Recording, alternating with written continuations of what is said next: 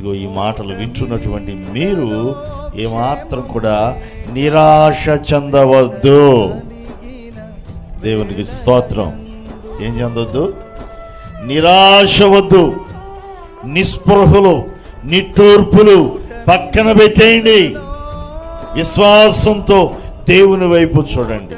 ప్రభువా, నీ కనుదృష్టి, నీ వాక్కు నాకు చాలయ్యా, నా జీవితాన్ని మార్చివేస్తుంది. నేను నీలో అంటుకట్టబడతాను, నీలో నిలిచి ఉంటాను. నాలో నీ కృప నింపండి, మాలో నీ జీవాన్ని నింపండి.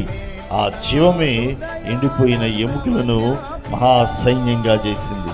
అలాగున నా ప్రభు మీ జీవితాల్లో, కుటుంబాల్లో ఇది అసాధ్యం అనుకున్న కార్యాలను సైతం దేవుడు సాధ్యపరచునుగాక. మనుషులు అసాధ్యం అనేటువంటి కార్యాలు సైతం దేవుడు సాధ్యపరచి నిన్ను తృప్తి పరచునుగాక.